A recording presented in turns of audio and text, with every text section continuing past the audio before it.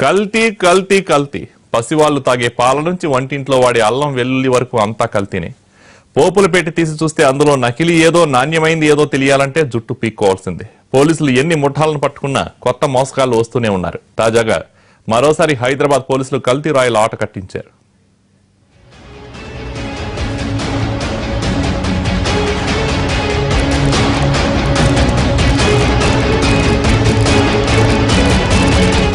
Hyderabad city task force పోలీసులు కల్తీ ఉత్పత్తులపై కొరడా చూపించారు. ప్రజారోగ్యంతో చెలగాటమాడుతున్న కల్తీ ఆహార ఉత్పత్తుల తయారీ, ఆక్సిటోసిన్ వినియోగిస్తున్న డైరీ ఫాములపై దాడులు చేశారు. ఏకకాలంలో అనేక టీంలు తనిఖీలు చేశాయి. గేదెలు, ఆవులకు ఆక్సిటోసిన్ ఇంజెక్షన్లు ఇష్టారాజ్యంగా చేసి పాల దిగుబడులు పెంచి ప్రజల్ని అనారోగ్య పాలు చేస్తున్న డైరీ ఫామ్ నిర్వాహకుల్ని అరెస్ట్ చేశారు. అలాగే కల్తీ తేనె, కల్తీ అల్లం వెల్లుల్లి పేస్ట్ తయారీదారులను అరెస్ట్ చేశారు.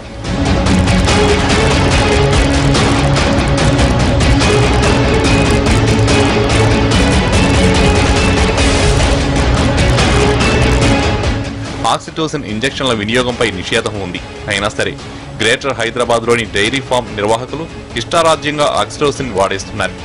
టాస్క్ ఫోర్స్ పోలీసులు దాడులకు దిగి ప్రజారోగ్యంతో చెలగాటమాడుతున్న 15 మందిపై కేసులు నమోదు చేశారు.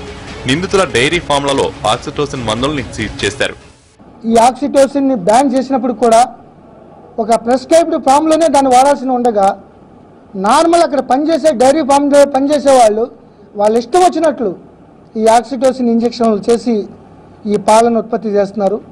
సో దీని మీద 15 డైరీ ఫామ్ల మీద 15 మంది ఆ నిర్వాహకులను అరెస్ట్ చేసి ఆయా సిరంజీల్ని, ఆ ఇంజెక్షన్ని సీజ్ చేసి 273, 272 కింద మేకింగ్ ఫుడ్ ఐటమ్స్ నాక్సియస్ విషపూరితంగా మారటానికి, అనారోగ్య ప్రభావితం కలిగజేసే విధంగా ఉండేటందుకు 420గా కలిపి ఆ సెక్షన్ పెట్టడం జరిగింది. గ్రేటర్ హైదరాబాద్ లో అల్లం వెల్లుల్లి పేస్ట్ ఎలా తయారవుతుందో తెలుసా? కెమికల్ యాసిడ్లు, కుళ్లిపోయిన బంగాళదుంపలతో మిశ్రమం చేసి బ్రాండ్ నేమ్తో అమ్మేస్తున్నారు.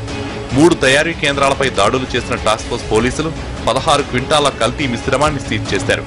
గ్రేటర్ హైదరాబాద్ లో నకిలీ తేనె, నకిలీ సోంపు తయారు చేస్తున్న వారిని, ఎలాంటి శుద్ధి చేయని నీళ్లను మంచినీళ్లు అంటూ అమ్మేస్తున్న వారిని అరెస్ట్ చేశారు పోలీసులు.